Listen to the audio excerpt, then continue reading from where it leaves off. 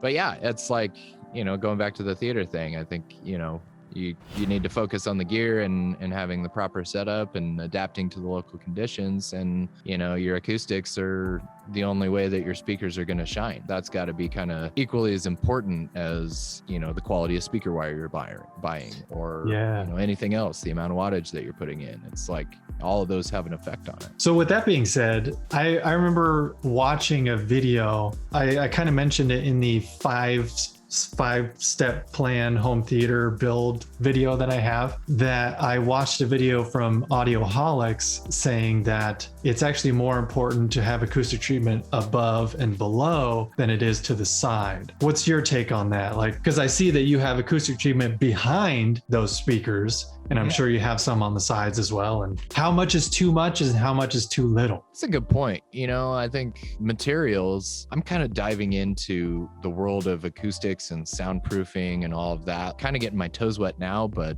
with the house that I'm buying, I'm planning on remodeling the garage into a drum room. Yeah. So I want to play drums at midnight and not make my neighbors mad. So right.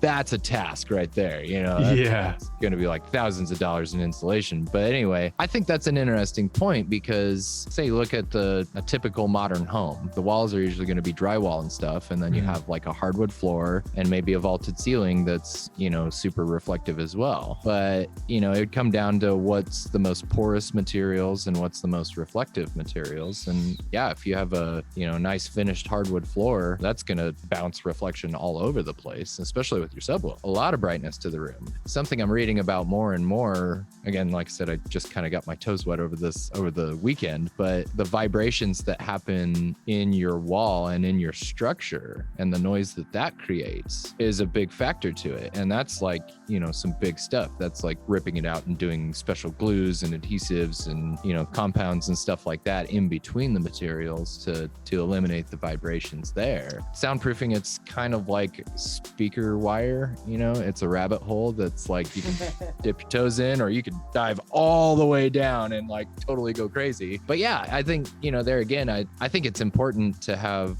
good acoustics all the way around. I mean, 360, especially if you're talking Dolby Atmos setups that are, in-ceiling speakers blasting right down into your nice hardwood floors that are then reflecting the sound all over the place. Like, right. Just another thing to think about, Right.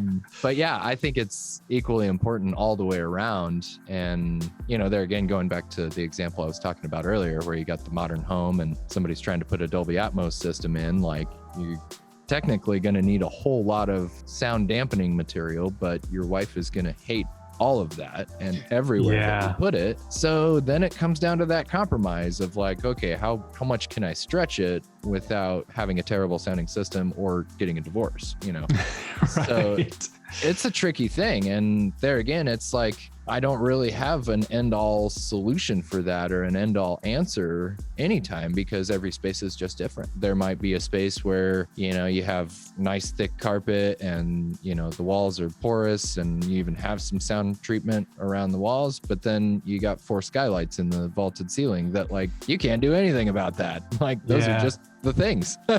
So right. I think it's interesting, and Audioholics has so much great information that they post. And, I think a lot of that too is kind of digesting that and applying it to your own situation instead of looking at it like, this is a standard, this is what I need to do, Yeah. It's always Like, going to be different. Like the end all be all. Yeah. It's never black and white like that. Sound's a tricky thing and no one will ever master it, because it's right. There's always some variable. There's always something that's just going to kind of throw it into left field or whatever.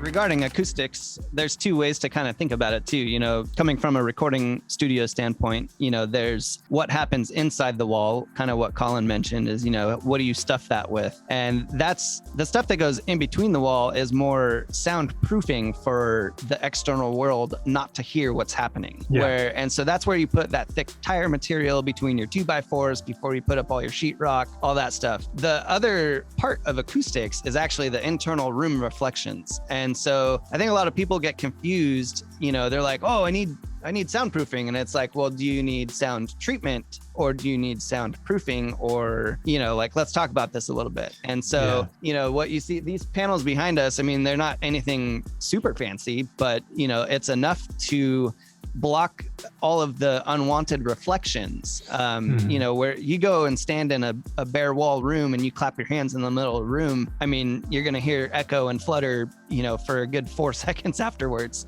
Yeah. Where, you know, if you just go in and put up one panel on each wall, I mean, that kills down the reflection like a lot.